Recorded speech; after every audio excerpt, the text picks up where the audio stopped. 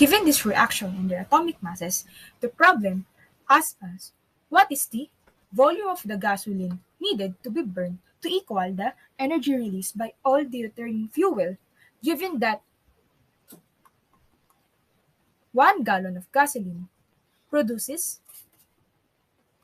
2.1 times 10 raised to 9 joules, and the mass of the deuterium is 6.1 times 10 raised to negative 6 kilograms. To solve this problem, we must first determine the mass defect of the reaction. Then, the mass defect is equals to 3 multiplied by 2.0141 U minus 4.0026 U minus 1.0078 U minus 1.0087 U.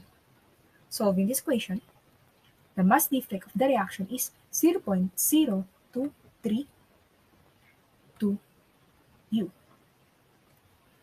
Now, since energy is what we needed, we have to convert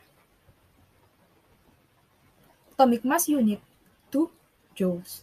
From section 31.3 of the book, we know that 1 atomic unit is equals to 1.4924 times 10 is to negative 10 joules. Using dimensional analysis, then 0.0232 atomic mass unit multiplied by this quantity, we can obtain its value in joules.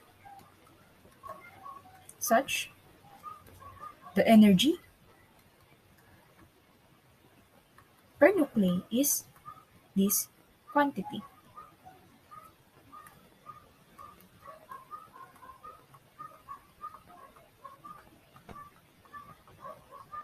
Now, we need to know the total energy in the given mass of deuterium.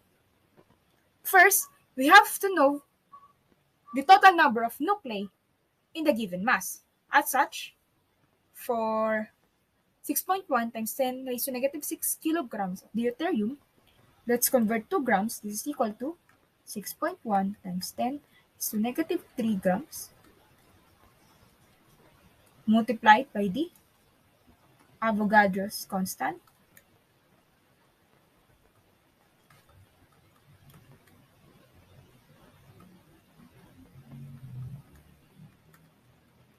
over the molar mass. We have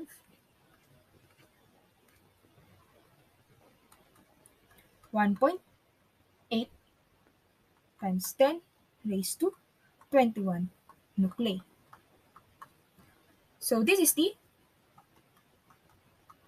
total number of nuclei in given mass of deuterium. Now, since each reaction consumes 3 deuterium, then the energy on this given mass of deuterium is equals to 1/3 multiplied by the energy per nuclei and the total number of nuclei in the given mass of deuterium.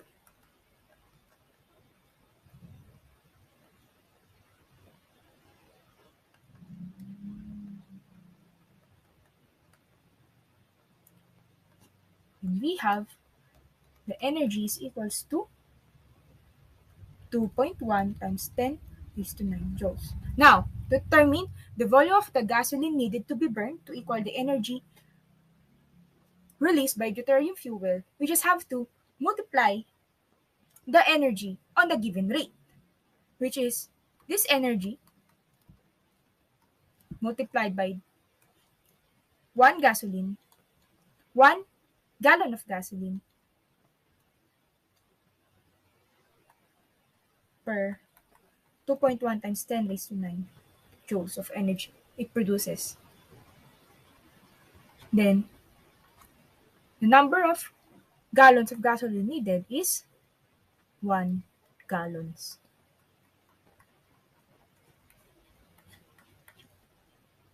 I mean 1 gallon.